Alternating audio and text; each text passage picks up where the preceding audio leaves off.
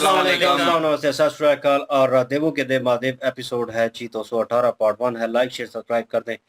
चलते हैं वीडियो की तरफ। मेरा नाम है मलिक सकलानी बालो, मेरे साथ हैं Rana Mohammad Ali, Mohammad Sameer Khokhar. So guys let's start.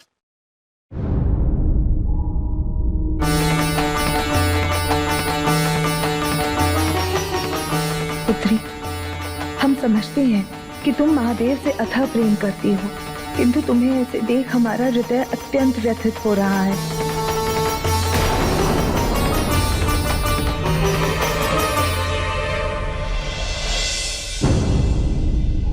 क्या हुआ माँ?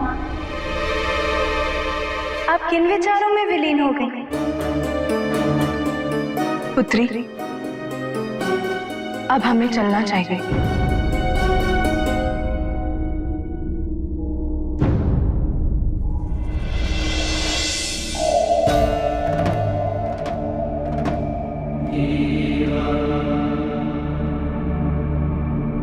मैं आपकी मनस्थिति से भली भांति अवगत हूं माता। भला कौन मां अपनी पुत्री को ऐसे अरण्य जीवन जीते देखना चाहेगी।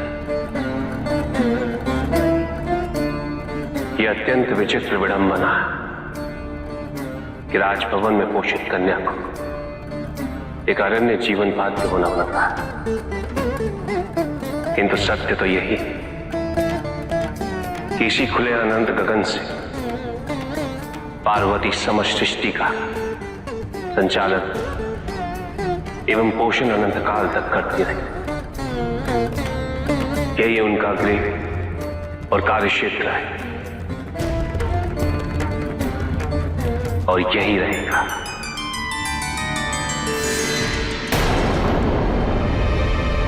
थोड़ा विवेक से ही निर्णय लेना अधिक उचित होगा। पार्वती अब हमारी पुत्री नहीं, महादेव की पत्नी भी है, और अब उसके व्यक्तिगत जीवन में हस्तक्षेप करना यह हमारे अधिकार नहीं। किंतु महाराज, इतना तटस्थ रहना भी उचित नहीं है। हमने अपनी पुत्री को इतने सुख साधनों में पाला है,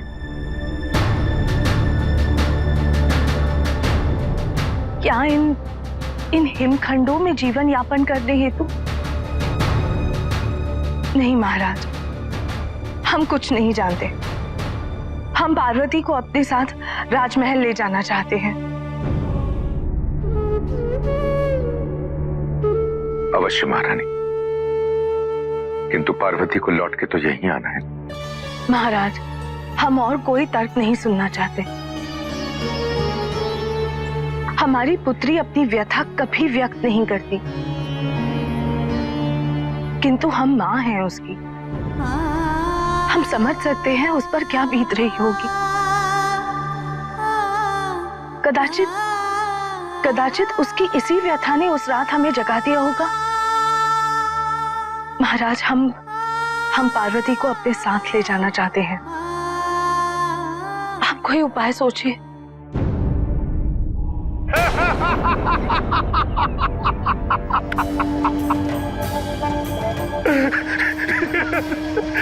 अंततः महादेव ने मेरे तीनों पुत्रों को वरदान प्रदान कर ही दिया।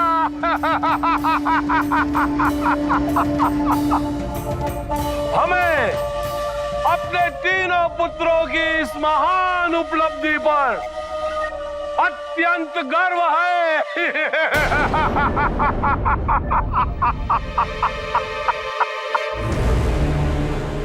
इतना उत्साहित होने की आवश्यकता नहीं है तारकासुर। लगता है तुमने अपने पुत्रों के भेजे हुए संदेश को भली भांति नहीं सुना।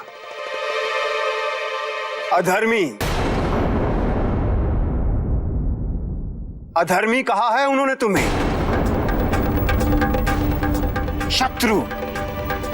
शत्रु की संज्ञा दी है तुम्हें, और तुम्हारी किसी भी योजना में भाग लेने का विचार उन्होंने पूर्णतः त्याग दिया है।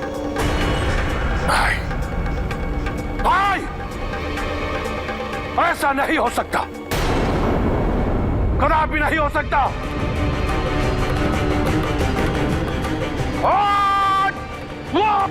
असुराज!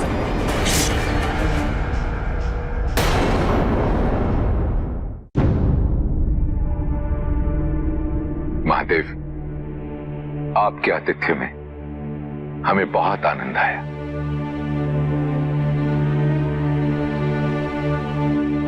परंतु आपसे एक विनती है। कहिए हिम नरेश। हम पार्वती को द्विरागमन की परंपरा हेतु अपने साथ हिमालय ले जाने की आज्ञा चाहते हैं।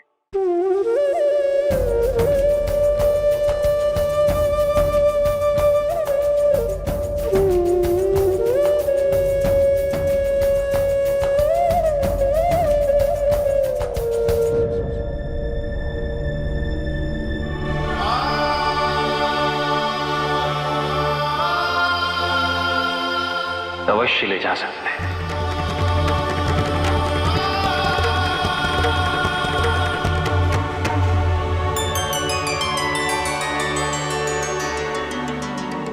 महादेव, पार्वती को कुछ समय तक हमारे साथ रहने की भी अनुमति दे दीजिए।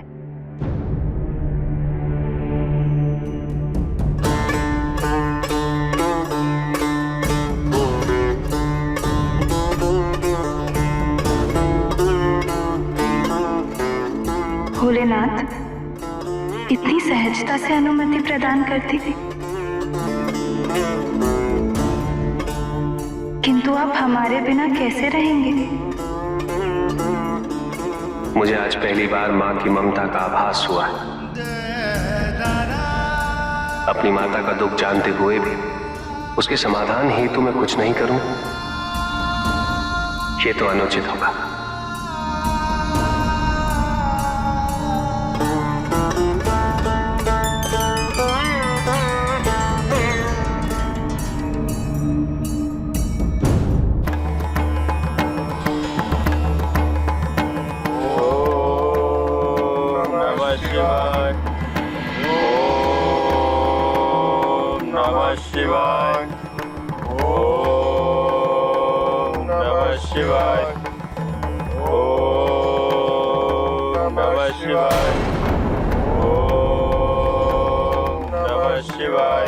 असुर कुमार,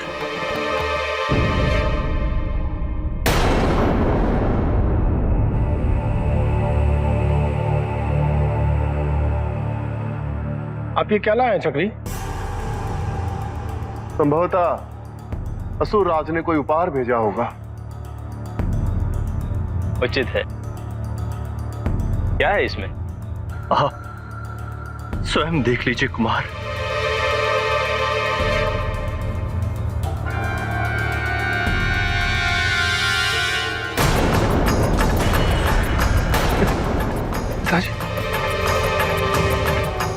हाँ, मैं तुम्हें क्या शिव के प्रसाद की अपेक्षा थी?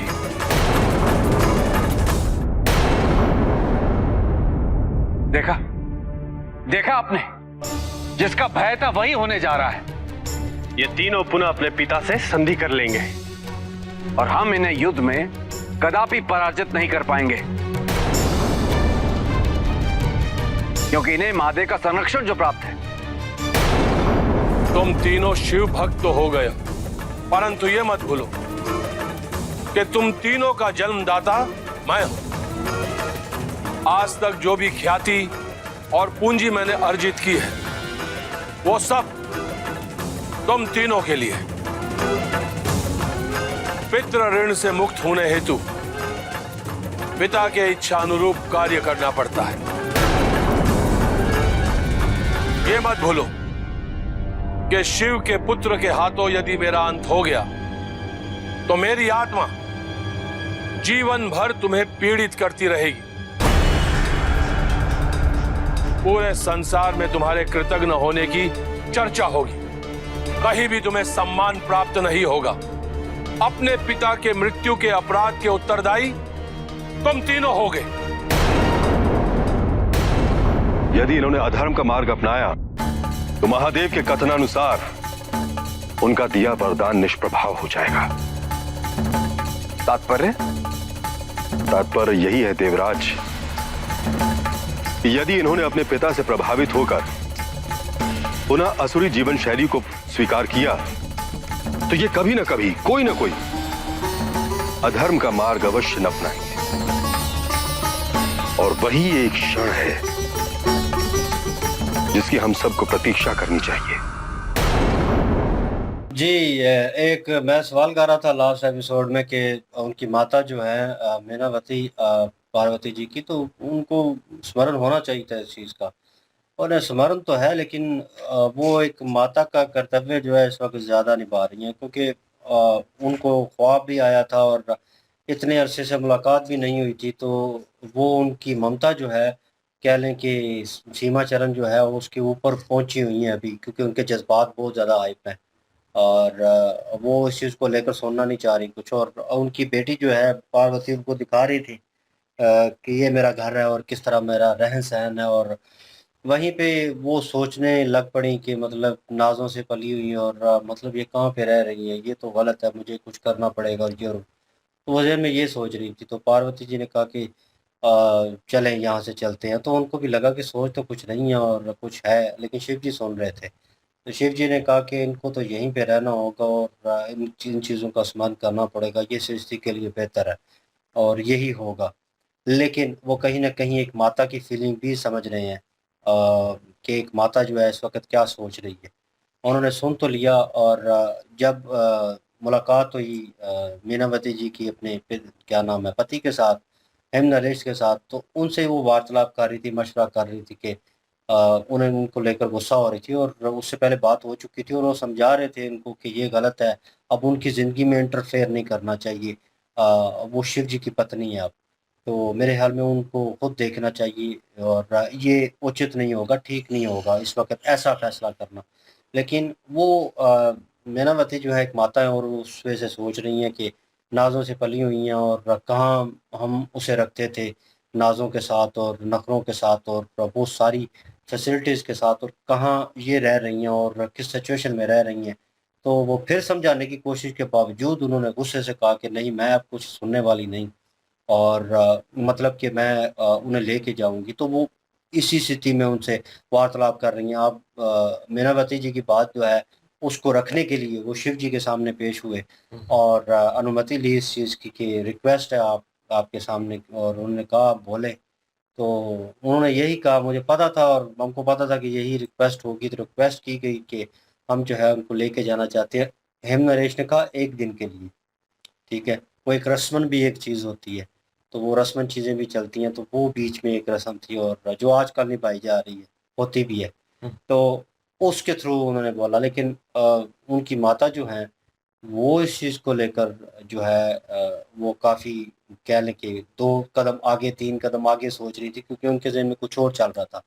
जब ये हिमनरेश ने उनको बोला कि हम 1 दिन के लिए लेके जाएँगी, हमारे साथ जाएँगी, तो उन्होंने ओके कर दिया, लेकिन उससे पहले वो पार्वती जी की तरफ देख रहे थे और वो मुस्कुरा रही थी, खुश हो रही थी इस चीज़ को देखकर, खुश भी हुईं।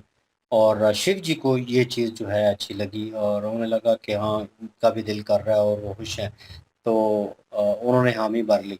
और लेकिन उस वक़्त पार्वती जी ने शिव जी की तरफ देखा तो उन्होंने भी ओके किया कि हाँ ठीक है, लेकिन सेकंड ऑप्शन के ऊपर उनकी माता जो हैं वो कह रही हैं कि हम कुछ दिनों के लिए, इट्स मीन्स कि 1 दिन नहीं, 1 से ज़्यादा दिन, मतलब वो चाहती हैं कि काफ़ी अरसा वो वहीं पे रहें। क्योंकि उन्हें लगा यहाँ पे सुलते नहीं, और ये बात शिव जी ने सुन ली थी।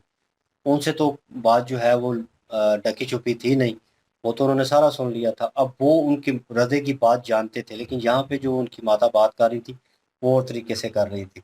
तो खुल के नहीं बता रही थी कि यहाँ पे सहूलतें नहीं हैं, यहाँ पे रहने का इंतज़ाम जो है वो अच्छा नहीं है, ये और वो। जो हमारी बेटी का कैलिबर था उधर हमारे जो राज्य में, वो यहाँ पे नहीं है और यहाँ पे उसे वो सहूलतें नहीं मिल रही, तो वो उनके हृदय में चल रहा था। लेकिन ऊपर से वो कुछ दिनों की मोहलत माँग रही थी और उनका हृदय शिव जी जानते थे और शिव जी ने हाँ कर दी, हाँ ठीक है।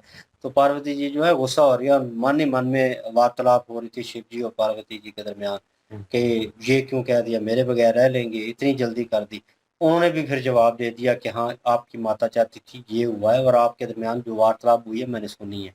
तो उन्होंने भी एक किस्म का क्लियर कर दिया, मैसेज दे दिया उनको कि हाँ, जो हुआ है वो ठीक है और ये अभी हो जाना चाहिए, इससे पहले कि इख्तिलाफ़ात बढ़ें या इनकी माता की तरफ से नाराज़गी हो। और मैं उनको, एक माता जो है अपनी बेटी के लिए इतना कर रही है, तो मैं माता की बात कैसे टाल सकता हूँ? क्योंकि उनके मन में वो भी एक चीज़ जो है, एहतराम जो है, रिस्पेक्ट जो है वो भी चल रही है। बिल्कुल जी, यहाँ पे तारकासुर जो है उसके पास जब चक्री पहुंची और चक्री जो है उन्होंने जाके बताया, तारकासुर यहाँ पे कह के मार रहा था और खुश हो रहा था, कह रहा था कि मेरे बेटे जो हैं उन्होंने बहुत बड़ा काम किया जी, वरदान ले लिया शिव जी से अमरता का। वो बड़ा खुश हो रहा था और यहाँ पे जो शुक्राचार्य जी उन्होंने कहा कि तुम किस बात के ऊपर खुश हो रहे हो? तुमने सुना नहीं है संदेशा पूरी तरह से? कि चक्री जो हैं वो ये कह रहे हैं कि तुम्हारे बेटों ने ये कहा है कि हम अधर्म का साथ नहीं देंगे अब। अब शिव जी जो हैं वो हमारे संरक्षक हैं और हम कोशिश करेंगे कि अब हम जितनी भी ज़िंदगी बाकी रह गई है, धर्म के रास्ते पर गुज़ारें। तो तुम्हें अधर्मी बोला है तुम्हारे बेटों ने, तुम्हें बुरा नहीं लगा? तो फिर यहाँ पे तारकासुर जो है उसने अपनी नई चाल चलना शुरू कर दी है कि अपनी गर्दन जो है वो काट के रखी है उसने। और मेरे ख्याल में तो ये टोटली एक मायावी चाल है, इसमें रियलिटी नज़र नहीं आ रही।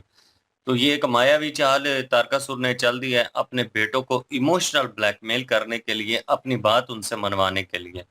अब वहाँ पे जब उस अपना सार भेजा है तो बेटे जो थे उनको लग रहा था कि हमारे जो पिता उनकी तरफ से कोई तोहफ़ा आया है।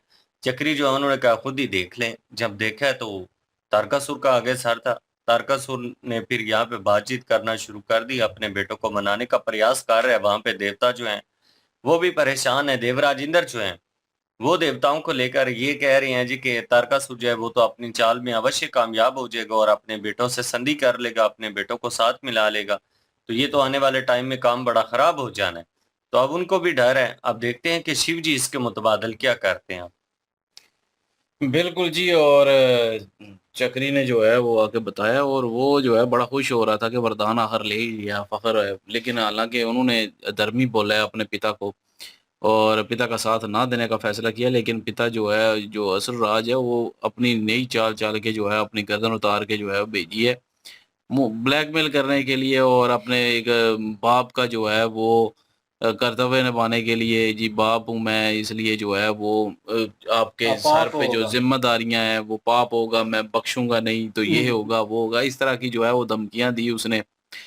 तो जो है वो अब सोचने में मजबूर हो गए हैं। वो मेरे ख्याल में साथ देंगे अब, लेकिन जब धर्म का साथ धर्म नहीं करेंगे। अगर धर्म करेंगे तो फिर ज़ाहिर है उनका उनकी मृत्यु फिर आ जाएगी। जैसे कि देवता भी बात कर रहे थे कि ये वो एक वक़्त आएगा कि जब ये अधर्म करेंगे और उस पल का जो है वो वेट करना पड़ेगा और उसके बाद जो है वो हम हमला करेंगे इन पे।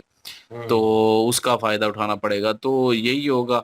और दूसरी साइड पे जो है वो एक माता जो है वो परेशान है और शिव जी जो हैं उनके दिल का हाल जानते हैं और उनके साथ इसलिए इजाज़त भी दे दी। और पहले पार्वती जी खुश हुई कि चलें इजाज़त दे दी है एक मतलब एक उत्सव के लिए, तो वो करके जल्दी वापस आ जाएँगे। लेकिन जब शिव जी ने जब दोबारा कहा कि ठीक है कुछ समय के लिए भी इजाज़त दे दी, तो तब जो है वो उनको गुस्सा आया कि ये क्या किया कि इतने समय के लिए जो है वो इजाज़त दे दी है। तो उस पे जो है वो आपस में बात भी कर रहे थे। तो उन्होंने कहा कि आज ममता का जो है स्मरण हुआ है, इसलिए मुझसे रहा नहीं गया और ममता जो है वो परेशान है, तो उनकी परेशानी को दूर करना भी मेरा कर्तव्य है। तो उन्होंने जो है इसलिए इजाज़त दी है। चलें आगे देखते हैं जी, अब वो जाते हैं असुर के नहीं वापस। बिल्कुल जी, और नेक्स्ट पार्ट पे चलते हैं। लाइक, शेयर, सब्सक्राइब कर दीजिएगा। इंशाल्लाह मिलते हैं नेक्स्ट वीडियो में। अपना ख्याल रखिएगा, दुआ में याद रखिएगा। तब तक के लिए अल्लाह हाफ़िज़, पीस।